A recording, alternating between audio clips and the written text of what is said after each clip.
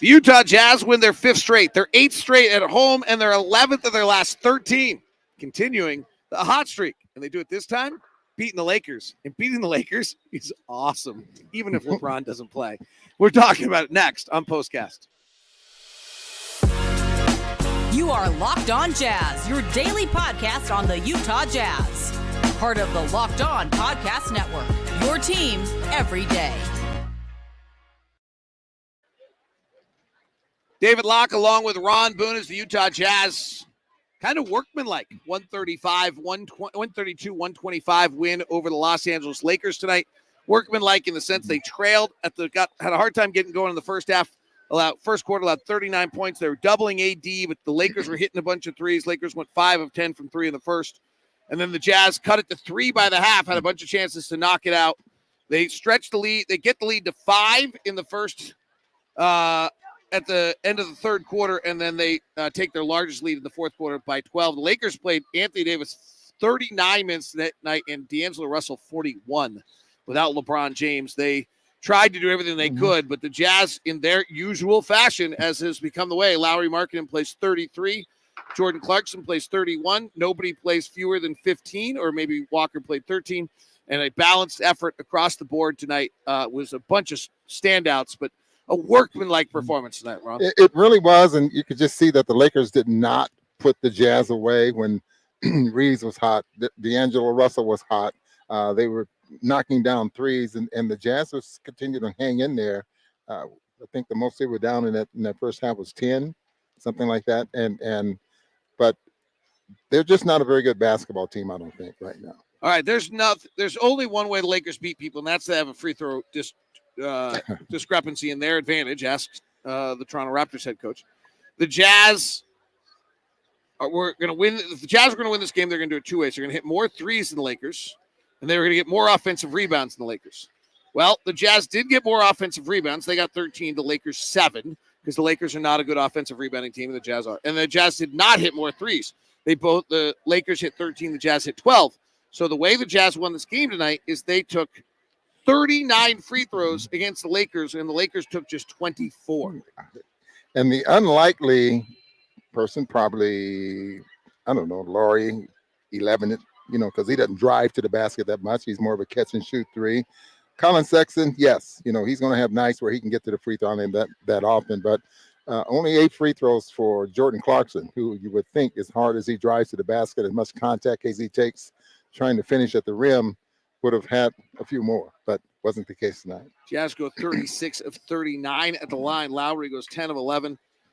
Collin goes 10 of 10. Clarkson goes 8 of 8, and Keyonte 6 of 6. Really, this is a night where the Jazz won the game at the free throw line, aggressively driving. Anthony Davis is one who you would think would be one that would preclude you from being willing to go to the rim and attack like that. He did not seem to have the largest defensive impact on this game. Well, they kept him away from the basket. If he's guarding Lauri Markkanen, he has to keep him away from the basket, so he has no way of defending, unless he gets switched on someone. But I think that was a key there, and he's not one of those guys that's aggressive out on the perimeter. But if you're not protecting the rim, or if they don't put you in a position where you can protect the rim by switching 1 through 5 or whatever they're doing, but just the way it is. That's one where we should really give John Collins some credit, because John Collins starts tonight, hits a bunch of threes early in the ball game, goes 3 of, I think, 4 from 3 tonight. Those are in 7 of 9 overall. Those are plays where Anthony Davis is trying to stay in the middle of the lane. John Collins hits those threes because they're not guarding him. That has a lasting impact on the game. And you've heard Will talk about that quite a bit. By putting John Collins at the center position, that creates space, and you can either drive to the basket, it makes some things happen, but it also means that the center has to come out and try to defend Collins, who can shoot the 3-point shot. Incidentally, he knocked down a couple of above the break threes when that corner 3 is probably his best shot. All right, the key to the night is curtailing Anthony Davis. How did they do it? Number one is Anthony Davis gets 2 field goals a night in transition. He usually gets 2 or 3 field goals a night in offensive rebounding. He did not get those tonight. He got 1 offensive rebound put back on a free throw, and he got 0 transition. The other thing is Anthony Davis is just not a very good shooter. He is a 45% shooter in the paint non-restricted area, and he's a 31% shooter on long twos. Tonight, he goes 1 of 9 in the paint, non-restricted, 1 of 7 on long twos, and he missed his 1-3 for a total of 2 of 17 on anything outside of the restricted area. That was the key to the basketball game from a Jazz standpoint, because Anthony Davis was going to have to go off without LeBron James to carry them tonight. Yeah, and he's one of those players that is much better with LeBron James on the floor, or a guy that can be the first option. Anthony Davis is not that guy. Anthony Davis had 15 points, 15 rebounds, 11 assists, but 5 of 21. Give credit to Markkanen and Collins, a little bit of Kessler tonight as well on the defense there for the Jazz, getting that done. Keyonte George tonight, 19 points, 3 of 3 points, 3 rebounds.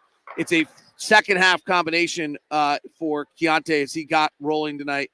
What did you see out of Keyonte? Because I thought he had an aggressiveness that we haven't totally seen out of him. He had 8 points in the third quarter tonight. He got to close the game. He had another 9 points in the fourth quarter, 17 in the second half tonight for Keyonte. He's not hesitating to play basketball, to shoot the basketball, to drive to the basket. I mean, on the offensive end.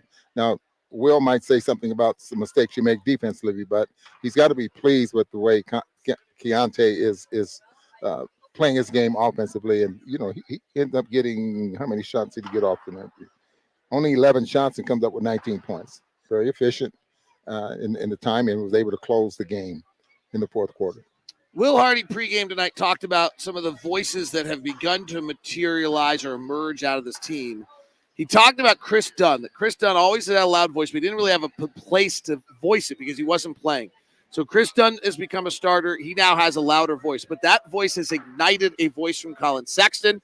And then John Collins and Kelly Olynyk were singled out for their work, working with younger players and helping them kind of emerge and understand. The voice of Collin Sexton, both in his actions and evidently his words, has become a signature of this basketball team. This kid he has turned this franchise around. He may be the single reason this team turned around. I've been trying to avoid single reasons because I think it's been a combination of so many different things. But frankly, Collin Sexton got put in the starting lineup due to Jordan Clarkson's injury, and that changed the year. He's incredibly efficient for a guard. He's one of the most efficient guards in the league. He's able to go to the free throw line. He's shooting threes now. What did he take tonight? He took 4 threes tonight. I don't care they only made one of them. He's taking them. That's what matters. He went to the line 10 times. There aren't many guards who go to the line 10 times. This kid has changed this team. Yeah, he's really changed it because now he's not sharing and even though we did see him on the floor tonight for a moment there with Clarkson and Sexton out there on the floor together, but he's not sharing that position. And that position meaning, you know, which one of us is a playmaker and which one of us is a shooting guard, you know, that type of thing. So it's Chris Dunn, doesn't need the basketball. He doesn't require the basketball. And Will has some great things to say about him before the ball game, but that, you know, he just plays basketball out there. John Collins was a plus-minus mess for the Utah Jazz there for a while, plus 19 tonight.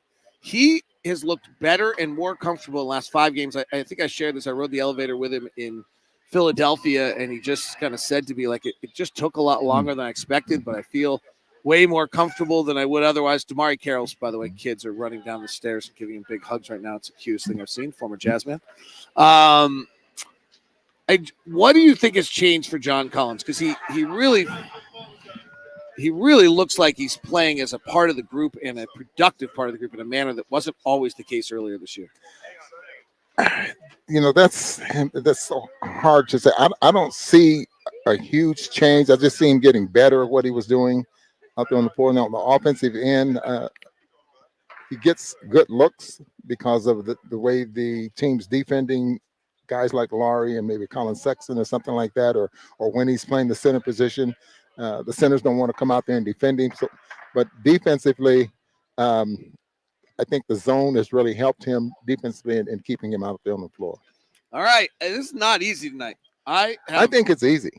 Well, Keyonte, we both agree on. Oh, well, absolutely. Okay, so we Yeah. both agree Keyonte deserves a start tonight. And I think Collin Sexton's the other. All right, that's where I would have gone. Yeah.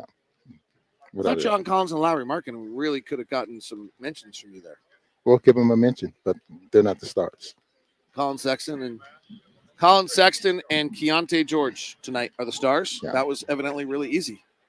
I didn't think it was going to be that easy. I thought it was going to be a little bit more But she's going to have a discussion and debate. I was going to go to Craig Bullerjack and ask his opinion. Then I was going to go to Thurl. But by the way, some guy just said I shouldn't stand next to you because it makes me look homeless.